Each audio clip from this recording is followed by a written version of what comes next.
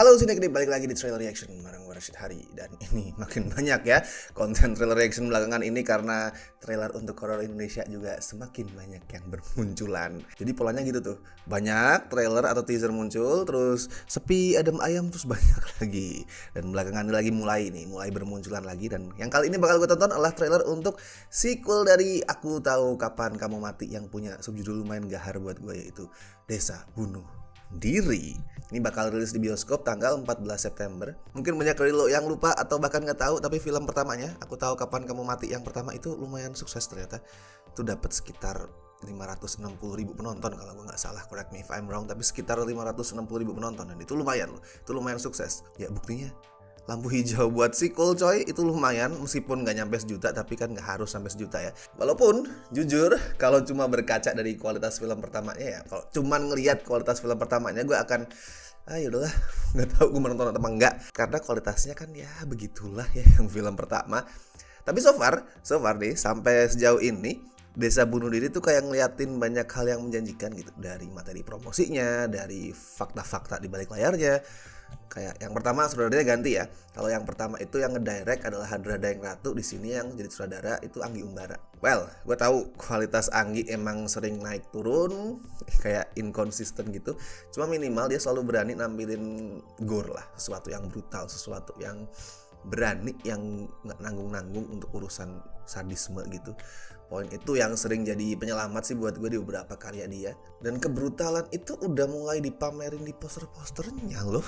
Kalau lu perhatiin ya, teaser posternya nih yang nampilin demit orang-orangan sawah, creepy emang. Tapi poster utamanya ini yang bangsat anjir. Gue udah sering lihat poster horor kita tuh nampilin karakternya di situasi yang dalam tanda kutip maut ya, tapi belum ada yang se-fucked up ini. Tapi ini masih rada mending loh. Kalau lu ngecek karakter posternya nih, poster untuk setiap karakternya itu lebih sadis lagi coy. Nggak cuman gantung diri, nggak cuman gantung, tapi dipenggal kepalanya. Itu rada gila. Gue ngebayangin sih, lebih tepatnya gue ngebayangin poster ini tuh, beberapa poster ini harus ngelewatin proses debat yang ruwet sama LSF anjir. Gue bayangin aja pusing. Buat yang belum tahu, poster juga itu ya, poster juga perlu ACC, juga perlu lolos sensor dari LSF ya, untuk kemudian bisa dipakai untuk mempromosikan film buat dipasang di bioskop. Gak cuma film, jadi trailer juga, poster juga. Ya lu perhatiin deh, kalau lu ke bioskop misalkan yang belum tahu ya, lu perhatiin poster-poster yang terpampang di dinding-dinding bioskop itu di pojokannya, itu biasanya di pojokan sih, biar nggak mengganggu estetika posternya soalnya. Di pojokan tuh bakal ada cap LSF. Nah, itu tandanya posternya sudah lulus sensor. Dan ngomongin karakter nih, tadi gue bilang karakter poster ya. Cast-nya juga menjanjikan loh di sini. Lead actress-nya masih sama, masih Natasha Wilona kayak film pertama, tapi dia ketambahan beberapa teman baru di sini. Ada Acha Septriasa, Ratu Felicia, terus ada Marsha Arwan juga. Dan karena nama-nama tadi ya, ditambah nuansa brutal yang coba dibangun sama materi promosinya, vibe filmnya tuh buat gue jadi kerasa beda gitu. Kalau yang pertama kan horor remaja banget gitu, anak-anak SMA, settingnya juga di sekolah. Kalau yang ini kerasa lebih dewasa gitu. Jadi gue nampaknya akan bisa lebih cocok sama yang ini. Dan di luar nama-nama tadi masih ada supporting cast lain yang juga oke, kayak Yang Cenur, Pretty Moti, sama Ruth Marini. Itu nama-nama yang bagus. So, baiklah, coba gue cek dulu trailer untuk Aku Tahu Kapan Kamu Mati Desa Bunuh Diri.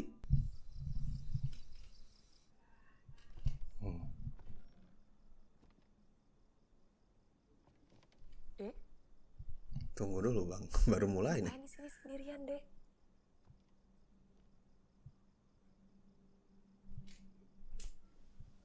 Anjing. Oh, Rizait. Oke. Aku masih takut, Mbak. Tiap kali ngelihat tanda kematian di orang. Wanjing. Nenek-nenek. Gue serius yuk. Gue bisa lihat tanda kematian dari gue SMA. Mbak Naya ada? Mbak Naya kan cuti nemenin jenazah orang yang kemarin, Nak. Ternyata masih satu kampung sama Mbak Naya. Oke. Mau kesini. Ini desa Rametuk jauh banget loh. Desa Remetuk. Di bapak yang mati Oke. kemarin. Dan rasanya Mbak Naya ada kesamaan di antara mereka. Anjing muncrat. Sama desa ini. kami Raup. diajak dia bicara apapun. Sampai satu persatu dari kami mati.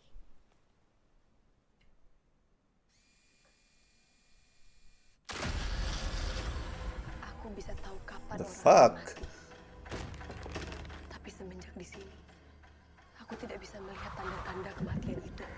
Oh, why?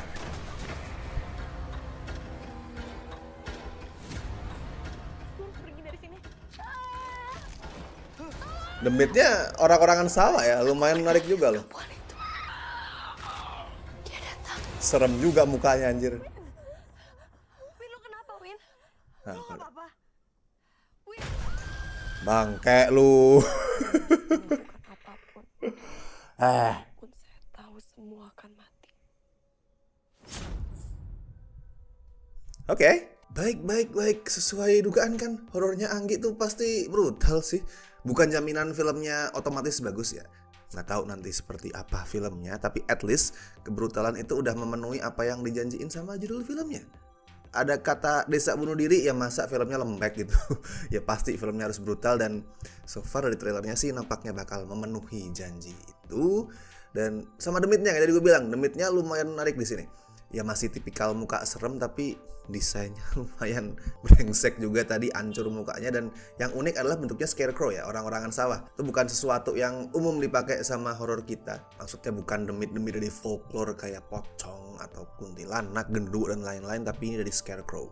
Itu masih sesuatu yang jarang sekali lagi dipakai di horor kita. Oh, dan jumpscare yang terakhir tuh. Jumpscare yang terakhir boleh juga loh. Nggak yang revolusioner dari segi teknis, konsepnya nggak groundbreaking. Simple banget, cuman ibaratnya store muka demit. Tapi berhasil memenuhi tujuan utama jumpscare, yaitu bikin kaget. Itu efektif, itu jumpscare yang efektif. A bit unexpected, agak nggak terduga munculnya. Ya, semoga jumpscare yang lain di filmnya nanti juga seefektif itu ya. Sama, gue juga penasaran sih sama ceritanya. Maksudnya kok bisa gitu seisi desa bunuh diri? Ya I know, kutukan itu pasti. Tapi dari mana itu kutukannya? Itu yang gue maksud. Ngelihat trailer tadi, berdasarkan teori sotoy gue nih ya, ada apa sih, cewek yang dihakimi warga gitu. Tadi kan ada ya scene itu kayak cewek diarak gitu, dan itu entah kenapa, gue nggak tahu motivasinya apa, gue nggak tahu alasan warga tuh ngarak cewek itu, nggak tahu kenapa. Tapi terus kayaknya dia dibunuh, kemudian mayatnya dipajang kayak orang-orangan sawah gitu. Makanya begitu dia bangkitnya adalah sebagai hantu orang-orangan sawah, scarecrow. Dan setelah dia bangkit, dia nebar kutukan gitu. Nampaknya dia nebar kutukan yang bikin warga-warga di kampung itu bunuh diri, mati karena bunuh diri. Dan bisa jadi itu turun temurun sih ya. Mungkin nggak cuman warga yang ngebunuh dia, tapi juga mungkin keturunannya gitu. Sepertinya, who knows. Ya itu teori sotoy gue, tapi kayaknya nggak akan jauh-jauh dari situ lah. Mungkin ada perbedaan detail sedikit, tapi kemungkinan besar secara basic akan ke arah sana. Tapi kenapa ya tadi karakternya Natasha Wilona bilang di desa itu dia nggak bisa lihat tanda-tanda orang mau mati. Nah itu yang gue belum punya teori. Kalau misalkan lu punya nih teori tebakan soal kenapa karakternya si Natasha Wilona, siapa tadi sih? Sienna ya. Sienna itu nggak bisa melihat tanda-tanda orang mati di desa tersebut, bisa silakan lu tulis komentar lu, teori lu bagiin di kolom komentar. Bebas, ngawur juga boleh, asal tebak juga boleh, nggak harus tepat gitu. Pokoknya tulisin teori lu seliar apapun. Well, kalau buat filmnya overall potensial lah, ini bisa ngasih sesuatu yang masih langka di horor kita loh, yaitu sequel yang punya lompatan kualitas signifikan. Karena kecenderungannya nih kalau di horor Indonesia ya, misal film pertamanya tuh kurang atau bahkan jelek banget, biasanya kan sequelnya juga ngejauh beda. Mungkin ada peningkatan tapi ya nggak signifikan. So far sih yang punya lonjakan kualitas macam itu, seingat gua baru Ivana sih. Tapi itu pun bukan direct sequel, itu spin-off statusnya.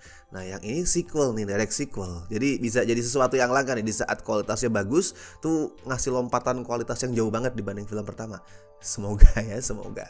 Oke, marilah kita tunggu 14 September besok. Sekali lagi, kalau misalkan lu punya teori soal film ini atau pengen berkomentar apapun gitulah soal desa bunuh diri, bisa lu tulisin opini lu di kolom komentar. Dan seperti biasa gue ingetin, jangan lupa like video ini, subscribe Cinecrip, dan misalnya pengen ngebantu kami dengan kasih donasi seikhlasnya, as always bisa klik tombol super thanks di bawah. Oke, thank you.